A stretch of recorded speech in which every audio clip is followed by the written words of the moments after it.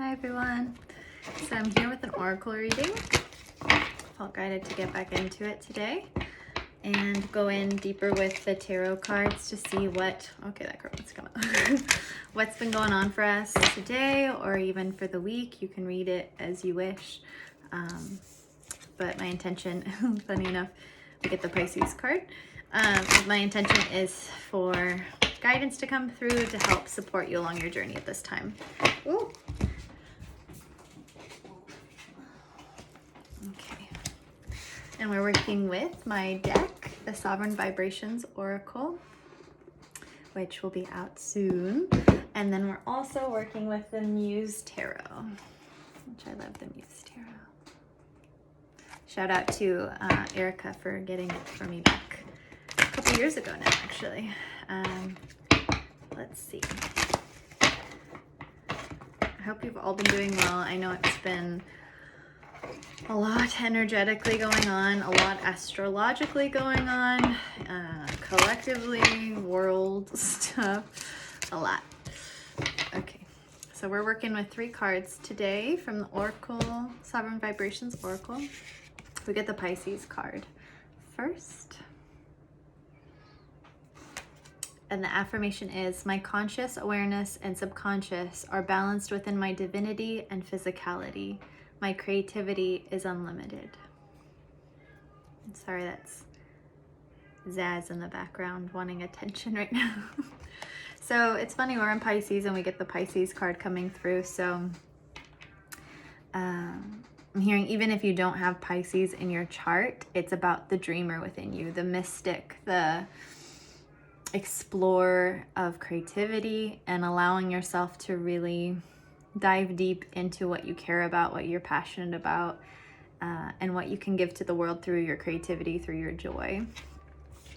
And then we get the Soul Star Chakra, which I love this card so much. The affirmation is, I merge deeper within my higher self and natural state of being. I am grounded in sovereign love and connection.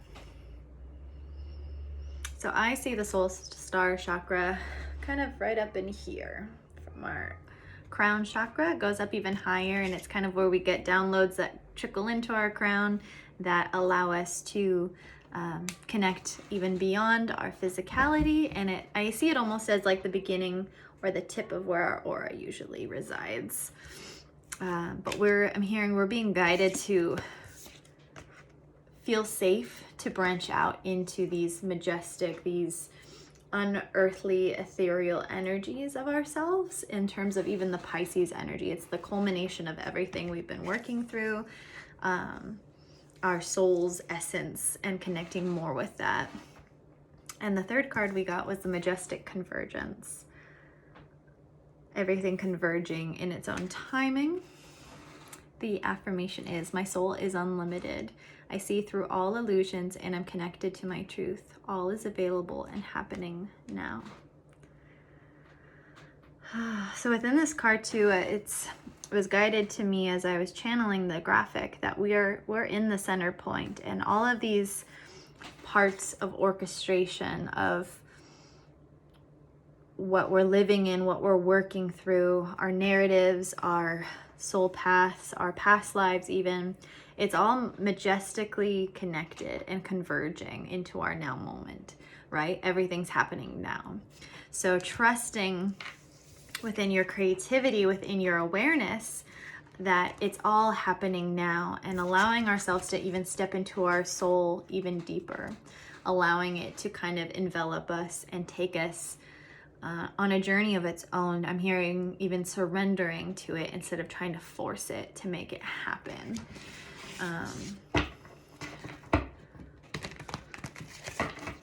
Yeah, I'm even hearing in terms of like what's collectively happening in the world. A lot of us are really triggered by the injustice, by the density, the contrast, and a lot of us want to fight. And right now we're kind of being asked to just wait, to not necessarily allow, but in terms of trust, surrender, and know that there's a bigger, I'm hearing like the divine convergence. So even a majestic convergence, that the universe, the whatever you want to call it, source energy, our teams. There's a bigger thing at play. There's a bigger thing going on. Oh yeah, we get the Devil card. So we can even get in our ego and want to lash out at people that have been saying things that are pissing us off, triggering us, or even stepping into old habits that used to help us survive, but now are really just holding us back from stepping into ourselves. But in the middle there, we see I think you can see it, the butterfly emerging from the volcano eruption. So I'm hearing in this way to allow whatever you're feeling to be felt. Anger, frustration, any of it, right? Just allow yourself to feel and process and burn through it like this volcano erupting in a safe way, in a way that transmutes it. And right when I said that, it was 555 on the clock. So allow yourself to process things differently maybe than you have in the past, because I'm hearing in this way too, it's like managing our emotions is where the power is held. It's not necessarily suppressing our emotions, it's allowing us to feel them, to express them in a way that's conducive to our own evolution. And because sometimes when we yell at someone, they still don't understand what's going on. They're so lost, right? So even if we're projecting what they're doing to us or to the world, they're not gonna get it. So that sometimes isn't even creating what we want from our anger, from our frustration. I'm hearing even too, it may feel frustrating to even hear, to just transmute it, to feel it and not necessarily act on it. But we get the Four of Voices. So allow ourselves to step into this dreamy space and also ask, why am I so triggered right now? What is this dense energy that I'm hitting or being approached with trying to teach me, trying to show me? Because then we get the wheel. There is transformation, there is movement, even if it may feel stagnant. Even if we're changing the direction of how we channel our anger or our transmutation, right? We're shifting in a way that we can't fully understand right now. And I'm being pulled back to the majestic convergence. There is divine timing for all of us in our own way that we may never really understand. And we get the Eight of Materials, but in reverse. So we're being asked to not multitask in this way right now, to even, I'm hearing, micromanage the universe, and to release. We get the Seven of Voices, release our old reflections, right? That have been holding us back. I'm hearing this way too. It's the devil of our own making. Allow it to feel it, to witness it, but step through in a new light and release it in a whole new way. Because I'm hearing too, our energy is being siphoned. However that resonates for you. It's like when we're frustrated, we're triggered, and we project and we get angry through that state of whatever it is, the news, family members, our own selves. We get stuck in that anger and it stays in a loop. But if we take a moment to breathe, it can shift. Even if we still have anger, right? It doesn't mean the anger is going to necessarily go away. But it gives us a new trajectory. It gives us a new perspective. It helps us also maybe take a second to realize that person is just not aware of what they're doing, right? Some people aren't connected to their humanity, to their humility, to their themselves at all. And I keep hearing, even in political states right now, right? We're seeing people make decisions for the collective in ways that are not serving, only self-serving. And that can be very frustrating. And it is. It is. But I'm hearing in this way too, there is divine protection. And it's not that we need to wait in a way of not doing anything, but it's channeling our energy so that we can support what does make change. Finding new balance, I'm hearing. And I'm even hearing in terms of what can be the revolution within ourselves, instead of staying stuck in this anger and feeling conflicted and bound. We trust and look up. Even I'm hearing to ourselves, our soul, look into our soul What do we need to do for ourselves at this time, for whatever we may be going through? And in that way, when we take care of ourselves, we're helping the rest of the world, even though it may seem very minuscule. Focusing on the world that we do want to live in, right? And connecting with groups and organizations that are in that same wavelength of change and awareness, I'm hearing. Because there is more good happening than we can see, than is being broadcasted, that is not being shared or brought into the light, because there is still a huge emphasis on density. I'm hearing darker energy. Yeah, stepping into our emotional state has so much power to it, even if we're processing things like our own states of darkness. Let's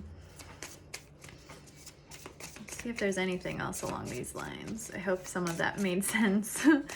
Sometimes when I channel these messages, I can't fully comprehend them until I watch them back. Okay, so we got the Three of Cups. So when we can step into our heart, step into this state of witnessing, of transmutation, of our own density, our own duality, we can create more community as well. We can connect with people that are on this soul journey, on this same wavelength of new creation for the world, right? This new turning of the wheel. But in that same time, we might feel like a tower moment. In terms of tower moments, it can be that when we're releasing old ways of being, I'm hearing even in terms of stepping into anger immediately and reacting from this knee-jerk place, it can cause other things to crumble in a positive way, but it can feel very disorientating, very tough. But I love this Tower card because look how powerful she is.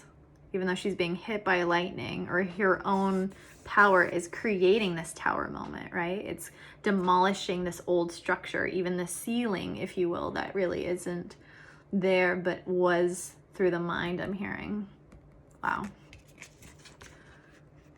Stepping into transmuting our devil within, right? Or the energies that we see that feel very dark, whatever that can be.